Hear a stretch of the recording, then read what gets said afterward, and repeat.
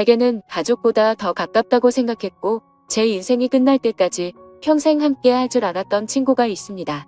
하지만 그런 친구에게 저는 결국 배신을 당하고 말았습니다. 친구와 저는 흔히 말하는 어릴 적부터의 친구 사이는 아니었지만 그 누구보다도 서로를 가장 잘 알고 가까웠다고 생각했고 또 의지했었던 사이였죠. 우선 저는 30대 초반이며 서울 토박이로 생활을 하고 있습니다. 그 친구를 처음 알게 된 지도 벌써 10년이 훌쩍 넘은 얘기죠. 친구를 처음 알게 되었을 때는 대학교 때 시절 알게 되었습니다. 처음 대학교를 가는 날 마치 학창시절처럼 낯선 사람들이 가득했죠. 그런데 제 옆자리에 앉았었던 그 친구는 제게 먼저 말을 건넸습니다. 자신은 어릴 때부터 제주도에서 자라서 낯선 환경이라 저에게 잘 부탁한다고 하더라고요. 근데 저도 서울에 살았을 뿐이지 여기 있는 모든 게 다 낯설고 부담스러운데 이런 부탁을 하니 뭔가 부담스럽긴 했지만 반갑기는 하더라고요. 근데 그 친구의 성격은 그렇게 타고난 사람이었죠. 처음 보는 사람에게도 아무렇지 않게 다가가는 그런 성격의 친구였습니다. 그때 당시에는 저도 너무 부담스러운 자리였기에 말을 걸어주니까 고마웠습니다. 제게는 낯선 환경에서 도움이 돼주었던 친구였죠. 그 친구와 저는 어떻게 보면 아무도 모르는 낯선 사람들 가운데 처음으로 친구가 된 셈이었습니다. 그래서 같이 많은 시간을 함께 붙어 다녔고 결국 동아리까지 같이 들어가게 되었습니다. 지금은 그렇지 않겠지만 제가 대학교 생활을 할 때만 해도 특정 동아리는 마치 군대 마냥 분기가 엄청 강했습니다. 저는 동아리 활동은 취미라는 생각이 강했었고 언제든지 그만두면 그만이지라는 생각이 있었습니다. 하지만 그때 당시 제가 그 동아리에 들어가게 된 이유가 있었죠. 왜냐하면 지금의 제 아내가 그때 제가 짝사랑했었던 여자였습니다. 대학교에 오자마자 반했던 여자였죠. 저희 학과 특성상 대부분 남자들이어서 그런지는 모르겠지만 제 아내는 그때 당시에 몇 명 안 되는 여자들 중에서도 아주 인기가 많았죠. 지금에서야 하는 말이지만 저 말고도 고백을 많이 받았다고 했던 걸 들었습니다. 아무쪼록 저는 신입생 환영회에서 제 아내를 처음 만나게 되었고 예쁜 외모에 밝고 털털한 성격에 첫눈에 반하게 되었습니다. 그래서 가까이 지내고 싶었고 매일같이 보고 싶었죠. 하지만 평상시에 마주치고 싶어도 잘 보이지가 않더라고요. 그래서 저는 도대체 왜 잘 보이지가 않나 싶어서 원인을 찾아봤습니다. 알고 보니 제 아내는 학과 생활보다도 동아리에 더 뜻시켰던 건지 수업 시간 외에는 늘 동아리에 있더라고요. 그래서 잘 보이지 않는 이유가 동아리 때문이란 걸 알게 된 후로 저는 그 동아리에 가입을 하게 되었습니다. 근데 제 친구도 제가 가입한 동아리를 따라서 가입하더라고요. 그때는 단순히 저를 따라서 가입한 걸로만 알고 있었습니다. 그것도 10년이 넘게 그런 생각을 갖고 있었던 거죠. 그때 당시에는 많은 게 즐거웠습니다. 성인이 되고 나서 술을 마시는 것도 새롭고 즐거웠고 동아리에 가서 스트레스를 받을지언정 제가 사랑하는 아내를 매일같이 볼 수 있었으니깐요. 그런데 그런 마음만 가지고 적성에 맞지 않는 동아리에서 오랜 시간을 보내기에는 많은 고통이 뒤따르더라고요. 제가 동아리에 별로 관심이 없는 걸 알아챘는지 바로 윗 기수의 남자 선배 한 명이 어느 순간부터 저를 자꾸만 건들더라고요. 니까짓게 왜 여기 와서 물을 흘리냐. 이따위로 시간 때울 거면 꺼지라고 하더라고요. 저는 자존감이 너무 무너졌고 화가 나서 그만둬버릴까라는 생각을 한두 번 한 게 아니었습니다. 하지만 제가 좋아하던 아내가 동아리에 있었기에 차마 그럴 수가 없었죠. 그러다 저는 선배가 하는 말에 도저히 참지를 못했고 큰 각오를 하고 결정을 했습니다. 내가 나가는 일이 있더라도 고백은 하고 나가겠다 라고 말이죠. 그래서 고백을 하려고 몇 날 며칠을 기다렸습니다. 그러다 때마침 고백을 할 수 있는 기회가 생겼죠. 저는 시험 기간이라 공부를 했고 밥을 먹고 잠깐 잠이나 잘까 해서 동아리 방에 들렸더니 제 아내가 혼자서 동아리에서 있었던 거죠. 그래서 저는 무조건 오늘 고백을 해야 하는 기회이구나 싶었고 제 진심을 담아서 고백을 하게 되었습니다. 하지만 그 말을 듣더니 곧장 아내는 장난치지 말라며 저의 고백을 거절했었죠. 그래서 저는 장난으로 하는 말이 아니고 당신 때문에 관심도 없는 동아리에 가입까지 했다고 말했습니다. 그러자 아주 오랫동안 깊은 생각에 잠겨서 고민을 하더라고요. 그러면서 자신은 고민할 게 있다면서 생각을 해보고 대답을 해준다고 했습니다. 그날로부터 일주일 정도를 기다렸습니다. 제 아내는 저의 고백을 받아주게 되었고 저희는 교제를 시작하게 되었죠. 그 이후 저는 동아리를 탈퇴하려고 했지만 여자친구가 여기에 있는데 다른 남자들이 찝쩍거릴 것 같아서 결국 끝까지 버텼었죠. 하루하루가 행복했었고 대학교를 오기 잘했다고 생각했습니다. 첫눈에 반했던 여자와 연애를 하게 되었고 평생을 함께할 만큼 마음의 단짝이라고 생각되는 절친한 친구가 생겼으니깐요. 저와 아내는 자연스럽게 친구도 함께 자주 다니게 되었습니다. 그러다 결국 저는 군대를 가게 되었고 친구는 미국에서 출생만 한 미국 시민권자였기에 군대를 면제받게 되었죠. 저는 친구에게 말했습니다. 여친에게 다른 남자들이 절대로 찝쩍거리지 못하게 잘 부탁한다고요. 그러자 친구는 그런 걱정은 하지 말라며 건강히 잘 다녀오라고 했고 저는 그렇게 군대를 가게 되었습니다. 제 아내에게는 정말 미안하고 고마웠습니다. 서로 만나게 된 지 2년밖에 안 됐을 때 혼자 내버려두고 가야 했기 때문이죠. 그리고 2년을 한결같은 마음으로 기다려주는 모습에 제가 평생 책임을 져야겠다 생각을 했습니다. 그렇게 저와 아내는 군대를 다녀온 시간을 포함해서 5년이라는 길다면 긴 시간 동안 교제를 하게 되었고 곧바로 결혼을 하게 되었습니다. 그리고 나서 제 친구는 제가 결혼을 한 뒤로 자신의 고향인 제주도로 다시 돌아가게 되었죠. 친구는 제주도로 돌아가게 된 후에 부모님의 지원을 받아서 해양 레저숍을 운영하더라고요. 그렇게 사업을 성공적으로 이룬 친구는 젊은 나이에 억대가 넘는 연봉으로 성공한 삶을 이루었고 저는 그저 그런 평범한 직장에 취직을 하게 되었습니다. 그렇게 친구는 1년에 한 번 정도씩 얼굴을 보게 되었죠. 하지만 너무 친했던 친구라서 아주 오랜만에 보더라도 어제 만난 듯이 전혀 거리낌이 없었고 저희는 늘 그렇듯 우정을 다져가고 있었습니다. 그러다 얼마 전 친구는 이번에 비즈니스상 미팅이 있어서 서울로 온다고 하더라고요. 반가운 마음에 아내의 허락도 구하지 못한 채 저희 집으로 꼭 오라고 말했습니다. 막상 말하고 나서 끊고 나니 아차 싶더라고요. 그래서 아내에게 어렵게 말을 했죠. 성원이가 다음 주에 서울 올라와서 집으로 오라고 했는데 괜찮아? 라고 하자 아내는 잠깐 멈칫하더니 응 그럼 괜찮지라고 대답을 하더라고요. 저는 아내가 이해를 해주어서 다행이구나 싶었습니다. 며칠이 지난 뒤 친구는 서울로 올라오게 되었고 일을 마치고 저희 집으로 찾아왔습니다. 아내는 친구에게 간단히 인사를 하고는 술상을 차리러 갔고 친구와 저는 오랜만에 만나서 시간 가는 줄도 모르고 술자리를 가지게 되었죠. 그렇게 한창 술을 마시고 자고 일어났더니 친구는 여전히 잠을 자고 있었고 저는 늦잠을 자버리는 바람에 정신없이 출근을 했습니다. 그리고 나서 퇴근을 하고 집으로 들어갔더니 친구와 제 아내가 마주 앉아서 밥을 먹고 있더라고요. 저는 친구에게 내려간 줄 알았더니 아직 안 갔어? 라고 묻자 친구는 아직 일이 덜 끝나서 며칠만 더 있다가 간다고 하더라고요.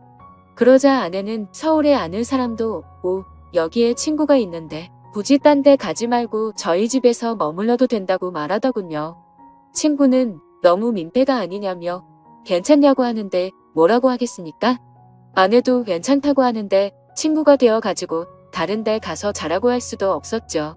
저도 네가 괜찮으면 여기에서 지내도 된다고 했고 친구는 곧바로 고맙다고 대답을 했습니다.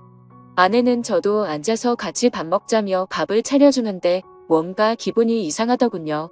열심히 일하고 집에 들어왔더니 아무리 친구라지만 아내와 단둘이서 밥을 먹고 있다는 게 찜찜했습니다.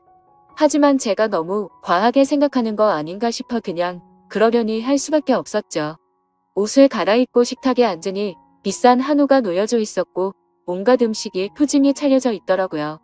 저는 아내에게 이게 뭐냐고 묻자 친구가 대답하더라고요. 제 아내가 먹고 싶어 해서 아까 같이 장 보다가 자기가 샀으니 부담 갖지 말아달라고 했습니다. 그래서 둘이 같이 장도 보러 갔다 왔냐고 묻자 친구는 술도 깨고 산책도 할 겸 같이 다녀왔다고 하더군요. 아무리 친한 친구라도 그렇지 이건 아니다 싶었고 그때부터는 기분이 좋지가 않았습니다. 그리고는 그날은 평소에 술은 입에도 대지 않던 아내도 합세하여 셋이서 술을 마시게 되었죠. 어느 정도 술이 들어가자 갑자기 아내는 친구에게 온갖 칭찬을 하더군요. 어떻게 너는 나이가 먹어도 아직도 예전 그 모습 그대로냐며 섬에 살아서 그런지 피부도 빠모잡잡한 게 왜 이렇게 몸이 좋냐며 묻더라고요. 그러자 친구는 만져볼래? 하면서 힘을 주더니 그걸 또 만져보고 아내는 좋다고 웃더라고요.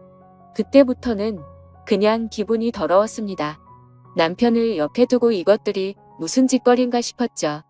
저는 조용히 술만 마셔댔고 친구와 아내는 낚아는 제 눈치를 본 건지 화제거리를 돌리더군요. 아내는 친구에게 요즘 경기도 안 좋을 텐데 제주도에도 피해가 크지 않냐며 물었고 친구는 자신이 하는 사업은 관광지 특혜를 받아서 그런지 크게 영향을 받지 않아 혜택 문제가 없다고 하더라고요. 그러면서 다음에 저와 같이 여행을 오면 풀코스로 관광을 시켜준다고 하더니 다른 거 걱정 말고 비행기만 타고 넘어오라며 말하더군요. 아내는 그 말에 좋다고 싱글벙글 웃는데 그때 저는 할 말이 없었습니다. 사실 아내에게 미안한 일이 있었던지라 거기다 대고 제가 뭐라고 말도 못했었죠. 결혼하고 얼마 지나지 않은 시점에 저는 지인의 권유에 투자를 하게 되었고 결국에는 사기를 당했습니다. 그때는 아내에게 조금 더 안락한 삶을 살게 해주고 싶은 마음에 과감히 투자를 했지만 오히려 빚더미에 앉게 만들어서 생활을 더 힘들게 만들어버렸죠. 그래서 비싼 한우 같은 건 꿈도 꾸지 못했고 여행이라고는 신혼여행 이후로 단 한 번도 가지 않았으니 저는 도저히 할 말이 없었습니다. 기분도 좋지 않고 화를 내기도 애매한 마음에 그만 자리를 끝내고 싶었죠. 그래서 저는 제가 자리에서 일어나면 술자리가 끝날 줄 알고 말했습니다. 오늘은 피곤해서 먼저 일어날게라고 했더니 친구는 벌써 자려고? 아쉬운데 조금 더 마시지 하더니 그럼 피곤할 텐데 먼저 들어가서 쉬어 우리는 조금만 더 마실게라고 하더군요. 그러자 아내도 일어날 생각이 없는지 내일은 지각하지 말고 알람 꼭 맞춰놓고 자라고 하더라고요. 속으로 진짜 부글부글 끓었습니다. 자존심이 상해서 다시 앉기도 뭐했고 그냥 샤워를 해버리고는 자러 먼저 들어갔습니다. 그런데 그 기분으로 잠이 올 리가 없죠. 자정이 다 되어갈 때까지 그 둘은 하하 호호 웃으며 떠드는데 친구고 뭐고 엎어버릴까 싶었지만 너무 쪼잔해지는 것 같아서 그냥 참고 있었습니다. 그렇게 잠에 못 들고 누워있는데 갑자기 작게 들리던 소리조차 들리지 않더라고요. 그러더니 1분 정도가 지나자 울적 빼는 소리가 들렸고 설거지를 하는 소리가 들렸습니다. 그래서 저는 물을 마시는 척하면서 거실로 나가봤더니 아내는 설거지를 하고 있었고 친구는 보이지가 않았습니다. 친구는 어디 갔냐고 물었더니 담배 피러 나갔다고 하더니 저보고 아직 안 잤냐고 묻더라고요.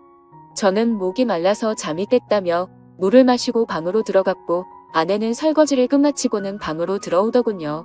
그날 밤 저는 자는 둥 마는 둥 너무 짜증이 나서 잠을 뒤척였고 다음날 굳이 자고 있는 친구를 깨워서 집 밖으로 데리고 나왔죠.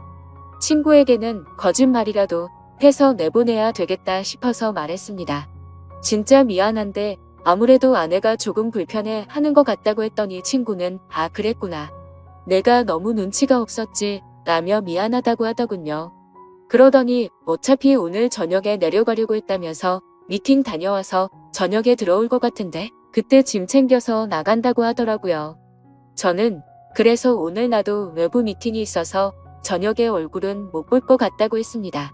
항상 미팅 끝나고 술자리를 하는 자리라 늦을 것 같은데 조심히 내려가라고 미리 작별 인사를 했습니다. 그렇게 인사를 마치고 친구는 미팅이 있다면서 택시를 타고 갔고 저도 회사로 출근을 했습니다. 그런데 괜히 쓸데없이 늦게 들어간다고 말한 것 같아서 계속해서 찜찜하더라고요. 오늘 외부 미팅을 갔다가 술자리를 가지면 절대로 빠질 수가 없는 자리였기 때문이죠. 그러면서 어제 아내와 친구가 나눴던 대화도 다시 떠올고 차마 해선 안 될 상상까지 들더라고요. 그런 말도 안 되는 상상을 하다 보니 제정신이 아니었던 건지 집에다가 카메라라도 설치해야겠다 싶었습니다. 이미 온갖 더러운 생각을 가진 저는 밥 생각도 없었고 점심시간을 이용해서 초소형 카메라를 사서 집으로 갔습니다. 아내는 항상 그 시간에는 운동을 가는 시간이라 집은 역시나 비어져 있더라고요. 저는 얼른 안방에 카메라를 설치했고 다시 회사로 돌아갔습니다. 그렇게 저녁이 되었고 친구와 아내에게 연락을 했습니다. 친구는 지금 미팅이 일찍 끝나서 비행기를 타러 간다며 다음에 보자고 대답을 했고, 아내는 친구 배웅해주고 집에서 쉬고 있다고 대답을 하더라고요. 그래서 저는 내가 너무 제정신이 아니었구나 생각을 하면서 괜히 쓸데없는 돈 썼네 싶었습니다. 그렇게 저는 놀부 미팅을 갖고 술자리를 마친 뒤에 집으로 들어갔습니다. 항상 그 자리는 만취 상태가 될 때까지 마시는 자리였기에 그날도 저는 만취 상태가 되어 있었죠. 집으로 들어가 보니 친구는 없었고 그 정신없는 와중에도 뭔가 찜찜한 기분이 풀린 것 같고 좋더라고요. 그렇게 저는 침대에 눕자마자 곧바로 잠이 들었고 아침에 일어나자마자 또 정신없이 출근을 했습니다. 그렇게 하루 종일 일을 하고 있다가 아차 싶더군요. 어제 설치한 카메라를 회수 못한 게 생각이 났던 거죠. 혹시라도 아내가 알아차리면 엄청나게 큰 싸움으로 번질 것 같아서 퇴근하자마자 빨리 치워야겠다 라고 생각을 했습니다. 그래서 저는 퇴근하자마자 곧장 집으로 들어갔더니 아내가 집에 없더군요. 아내에게 전화를 했지만 받지를 않았고 어디 갔냐고 카톡을 보냈지만 답장이 없더라고요. 그래서 일단 아내가 들어오기 전에 카메라를 치워야겠다 싶어서 뺐습니다. 근데 아내는 2시간이 넘도록 전화도 오지 않고 카톡 답장도 오지가 않았습니다. 슬슬 짜증이 나기 시작했고 진짜 아내가 바람이라도 났나 싶었죠.